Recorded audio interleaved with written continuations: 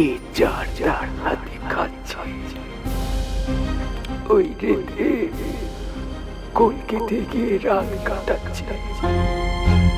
নিজের মুখের অন্ন বেশিরভাগটাই কারো মুখে তুলে দিয়ে সামান্যটুকু গ্রহণ করছে। তখন বুঝবে এ আর বেশি দিলাম।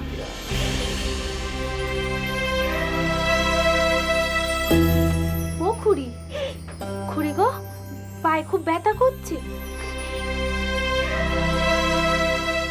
কিন্তু পায়ে তো ব্যথা হওয়ার কথা নয়, আমি তো নিয়ম মতন চুন হলুদ লাগিয়ে দিয়েছিলাম। এই জন্য বলি নিয়ম মেনে চলো, পা নিয়ে অত নাড়াচাড়া করুন। নিয়মের হেরফের করলে এরকম বিপত্তি হয়। নিয়মের হেরফের কিচ্ছুটি ঘটছে নি রে মা, শুধু আমি আমার মনটারে মানাতে পারছি নি। এই মনটা কিছুতে মানছি নি। তুমি খুড়িরে দেখতে পাচ্ছনি বলে মনের মধ্যে অমন গুমড়োচ্ছ। পাটা যখন ঠিক হয়ে যাবে, দুদিন বাদে যখন খুড়ির সঙ্গে দেখা হবে, দেখবে মনে শান্তি আছে। ও খুড়ি, আমি এখন যাই। তুই তো জানিস নি লক্ষ্মী, তিনি আমার কি বলেছেন। তেনার কথা বেদ বাক্যি, আমার তেনার বেদ বাক্যি সয়ে নেওয়ার শক্তি দাও রঘুবীর, শক্তি দাও।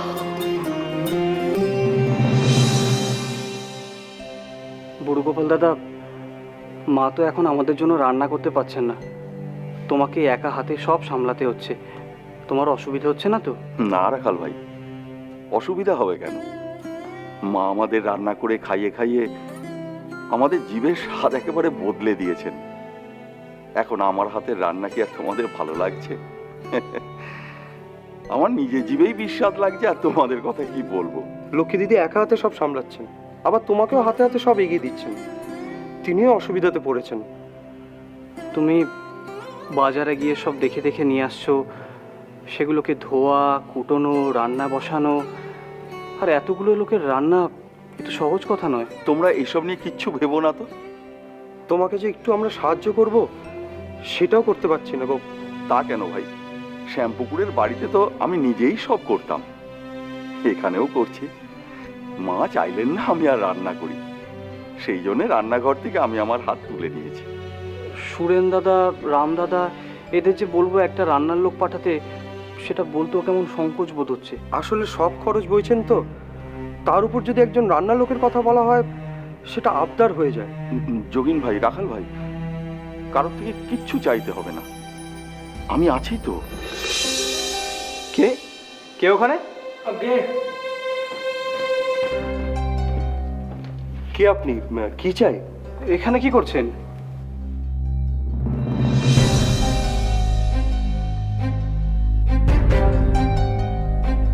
কি এটা? এটা নরেন দাদার জন্য। নরেনের জন্য? কি এটা, চিঠি? আপনি কি রামতনু বসু লেন থেকে আসছেন? মানে নরেনের মা কি আপনাকে পাঠিয়েছেন? আগে না, রামবাবু মনিব পাঠিয়েছেন। আমি ওনার বাড়িতে রান্না করি। রামদাদা তোমাকে পাঠিয়েছে? কিন্তু নরেন তো এখন এখানে নেই। আমি নরেনকে চিঠিটা দিয়ে দেবো। তুমি ওখানে গিয়ে বলো যে রাখাল দাদার হাতে চিঠিটা দিয়ে এসছো, তাহলেই বুঝে যাবে। আগে বলছিলাম রান্নাঘরটা কোন দিকে? রান্নাঘর? আপনি আমাদের রান্নাঘরের ঠিকানা জেনে কি করবেন ভাই? বাবু বলে দিয়েছেন। আমি বামুন, এই দেখুন পইতে আছে। মানে রাখাল, চিঠিটা পড়ো তো। এ তো মেঘনা চাইতেই জল। বুড়ো গোপাল দাদা, তোমার তো মুশকিল আসান। রামদাদা তার পাচককে পাঠিয়েছেন আমাদের রান্না করার জন্য। তা ভাই, আপনি রান্না বান্না সব পারেন তো? আরে ও রামদাদার হেসেল সামলায়, সব জানে। তাহলে তো খুব ভালোই হলো। চলুন, আপনাকে আমাদের রান্নাঘরটা দেখিয়ে সমস্ত কিছু বুঝিয়ে দিয়ে আসে। আসুন আমার সঙ্গে, চলুন।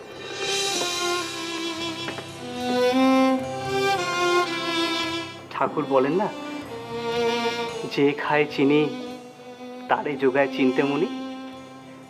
আমি যাই, মাকে গিয়ে খবরটা দিয়ে আসি।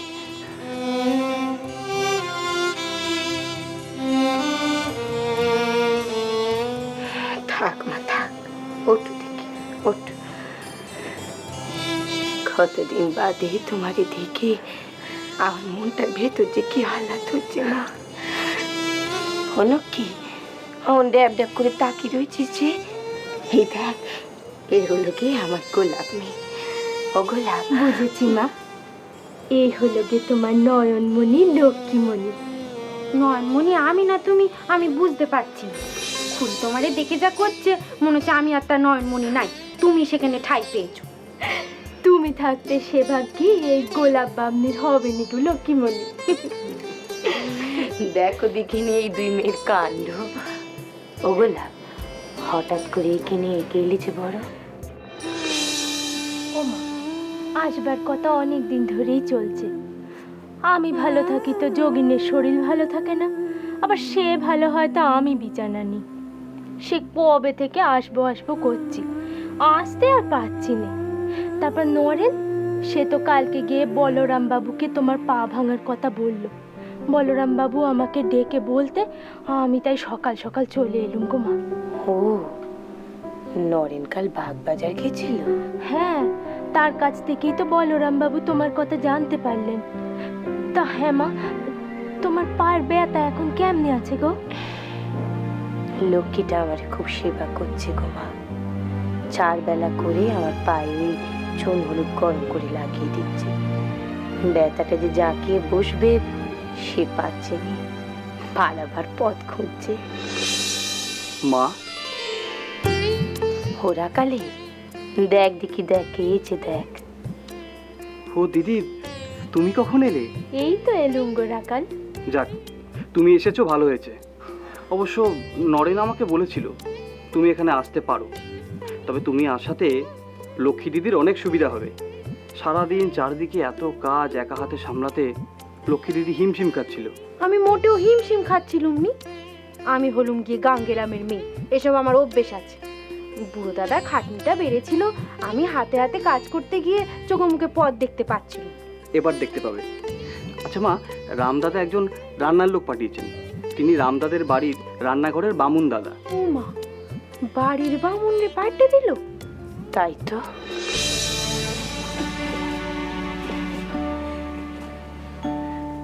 ওরা কালে তোরা কি তেনারে কিছু বলেছিস? না মা, তবে রামদা যা করছেন চারদিকে ভেবেই করছেন। ও বাবা, ঠাকুর এখন কেমন আছেন রে? ভালো আছেন মা। বলি, তুই আর নক্ষী আমারে ধরে ধরে একটু ওপর তক নিয়ে যাবি ভাব। গোলাপও তো রয়েছে, ও আমারে ধরে নিয়ে যেতে পারবে। নিয়ে যাব মা, অবশ্যই নিয়ে যাব, কিন্তু এখন নয়। মাস্টারমশাই এসেছেন ঠাকুরের সঙ্গে দেখা করতে, তিনি আবার তারকেশ্বর যাবেন। আমি সুবিধা মতো আপনাকে ঠিক নিয়ে যাব। আচ্ছা, আমি এখন আসি মা।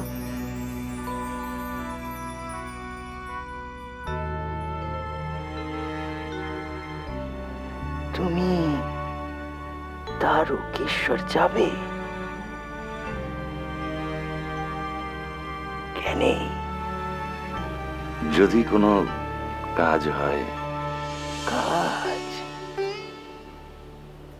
কিসের কাজ গা? না, কিছু না, ওই এমনি দেখতে যাচ্ছি। ও,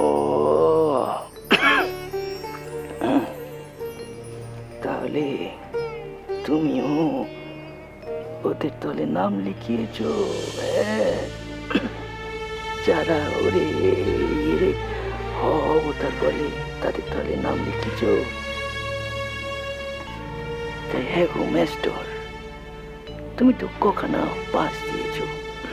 হ্যাঁ, তুমিও ওদের কথা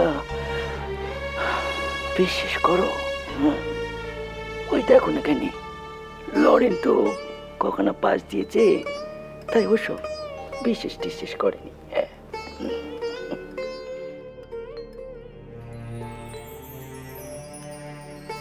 যার বিশ্বাস তার কাছে ঠাকুর। দেখো, শরীর ধারণ করলে রোগ ভোগ নিতে হয়। ঠাকুর, আপনি পাপি তাপির হাওয়া গায়ে নিয়েছেন, তাই ভুগছেন। ভোগ ও মেলা করেছি গো মাস্টার। হ্যাঁ, ওই সেজু বাবুর দেওয়া 1000 টাকার চাদর গায়ে জড়িয়েছি, ওই সোনার ঝালর দেওয়া পালকিতেও চড়েছি, করদের ধান গায়ে পড়ছি, বিভিন্ন রকম সোনার গহনা গায়ে পড়ে শ্রী রাধিকার বেশ ধারণ করেছি। জয় মা, জয় মা, জয় মা। হয়ে তারপর সোনার তবক দেওয়া হুকো টেনেছি, ওই সেজু বাবুর সঙ্গে টমটমে চড়ে কলকাতায় ঘুরে বেরিয়েছি। যখন যখন যা মনে সাধ হয়েছে মায়ের পণ্য করিয়েছে গো, পণ্য করিয়েছে। আমরা তো আপনার জন্য কিছুই করতে পারিনি ঠাকুর। কে বলেছে, কে বলেছে যে কিছু করতে পারোনি? হ্যাঁ, যে তোমরা ভালোবেসেছ,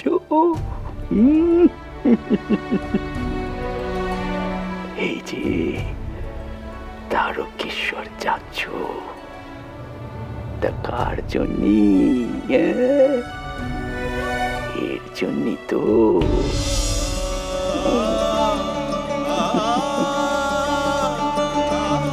এর জন্যে মানত করতে যাচ্ছ, তাই না?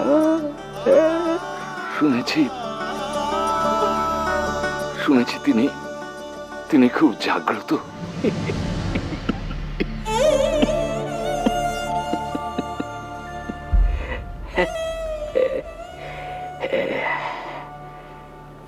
যাচ্ছ, যাও মাস্টার, যাও। ওই সব কিছু দেখে শুনে বলে কই এসো। ঠিক আছে ঠাকুর। ও মাস্টার, ওই ওখানকার পান্ডারা না খুব গরিব, পারলে সবার হাতে একটু বেশি করে দক্ষিণে দিয়ে এসো, কেমন? আর এর জন্য মানতের টাকাটা এনে এইখানে বেঁধে দিও।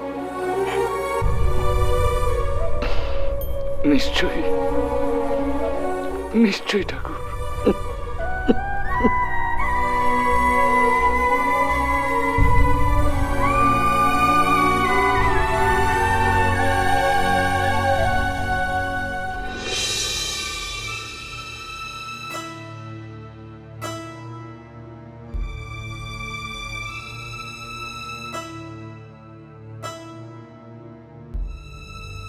যা বলতে এসেছো তা না বলেই চলে যাচ্ছ যে? যা বলার বলে ফেলো, আমি এক্ষুনি চলে যাবো এই পেপারসগুলো দেখে। বলছিলাম, আর তো অপেক্ষা করা যাচ্ছে না। স্কুলে পঠন পাঠনে খুব অসুবিধা হচ্ছে, মানে হেডমাস্টারের জন্য ছাত্রদের খুব অসুবিধা হচ্ছে। তাকে ডেকে পাঠাও। এখনও তো কাউকে ডেপুট করা হয়নি। নতুন করে ডেপুট করার কি আছে? বাড়িতে খবর পাঠাও যে আমি ডাকছি, ডাক পেলেই সে এসে হাজির হবে। আগে কাকে বাবু মশাই? মহেন্দ্রকে। যাও, আর দেরি করো না। মানে মহেন্দ্রবাবুকে? হ্যাঁ, উনি তো শ্যামবাজার ব্রাঞ্চের প্রধান শিক্ষক। হ্যাঁ, কিন্তু উনি তো রেজিগনেশন লেটার দিয়েছেন। ওকে খবর পাঠাও যে আমিও রেজিগনেশন অ্যাকসেপ্ট করি। ওকে যত শীঘ্র সম্ভব এসে জয়েন করতে হবে। অনেকদিন ছুটি নিয়েছে ও, আর নয়। বাবু মশাই, সহ শিক্ষকরা ওনার আবার যোগদান হয়তো পছন্দ করবেন না। আমি জানতে পেরেছি ছাত্ররা ওনাকেই চাইছে। আর শিক্ষা প্রতিষ্ঠানে কোনো শিক্ষককে যদি ছাত্ররা তাদের শিক্ষাদানের জন্য অপরিহার্য বলে মনে করে তবে তাকেই মান্যতা দেওয়া উচিত। আর মহেন্দ্রের মতো শিক্ষক তুই বেশি মায়না দিয়েও পাবে না। আমার ছাত্রদের তো আমি বকে যেতে দিতে পারি না। সো ঠিক আছে বাবা মশাই, আমি ওনাকে খবর পাঠাবার ব্যবস্থা করছি।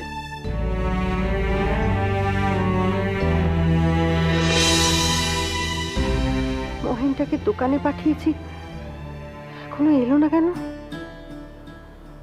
দোকান থেকে এসে স্কুলে যাবে, এদিকে দেরি হলে তো ওদিকে দেরি হয়ে যাবে, শেষে শেষে দেরি হয়ে যাচ্ছে বলে দাদার মতো না খেয়ে স্কুলে চলে যাবে। মাগো, হলো তো, এখন দেরি হয়ে যাচ্ছে বলে না খেয়ে স্কুলে যাবি? কখন বলেছি ওরে দোকানে যা, দোকানে যা, বই মুখে নিয়ে বসে আছে। আমি দোকান পর্যন্ত যেতে পারিনি মা, আমি ও বাড়ির সামনে দিয়ে ছুটে চলে এসেছি। দোকানে যেতে পারিসনি কেন? ও বাড়ির সামনে দিয়ে ছুটে চলে এসেছিস, কি হয়েছে? কেউ কিছু বলেছে? তারক কাকা আমার দিকে এমন ভাবে চোখ কটকট করে তাকালো, আমি ছুটে চলে এলাম। তোমা, তারক কাকা তোর দিকে কটকট করে তাকাবে কেন? হ্যাঁ রে, তুই ওখানে কেন গিয়েছিলি? কি হয়েছে বল, কিসের জন্য গিয়েছিলি? কি করেছিস তুই? আমি কিছু করিনি মা। শুধু শুধু তোকে দেখলো আর চোখ রাঙালো? কি হয়েছে বল সত্যি করে মহেন, কি আছে? বলছি মা, বলছি। আমি দোকানের দিকেই যাচ্ছিলাম, দেখি কজন লেবার ও বাড়িতে চুন, সুরকি, ইট এসব নিয়ে যাচ্ছে। কি? হ্যাঁ মা, হ্যাঁ। আমি সদর দিয়ে একটু ভিতরে ঢুকে দেখি অনেক চুন, সুটকি, ইট এসব ফেলেছে ওরা। আর তারক কাকা দাঁড়িয়ে দাঁড়িয়ে সব তদারকি করছে। ও মা, সব কিছু আমাদের বাড়ির উঠোনে, আমাদের সদর দর লাগোয়া ফেলেছে। আমাদের অংশে? হ্যাঁ মা, তুমি আমাদের বাড়ির ভিতরে ঢুকতে পারবে না, একদম দৌড় আগলে রেখেছে সব। কিন্তু কিন্তু তা কি করে সম্ভব? ওদের সঙ্গে তো আমাদের মামলা চলছে, আমাদের না জানিয়ে ওরা তো এসব কিছু করতে পারে না। মা, আমি নিজের চোখে দেখেছি, লুকিয়ে লুকিয়ে দেখেছি। তারক কাকা আমাকে দেখে আমার দিকে চোখ কটকট করতে থাকলে আমি তোমার কাছে দৌড়ে ছুটে খবরটা দিতে এলাম, তাই আর দোকানে যাওয়া হয়নি। এখন যাই মা? না থাক, দোকানে গিয়ে আর কাজ নেই, আমি বরং ভাত বেড়ে দিই, তুই স্নান করে খেয়ে স্কুলে যা। যা স্নানে যা।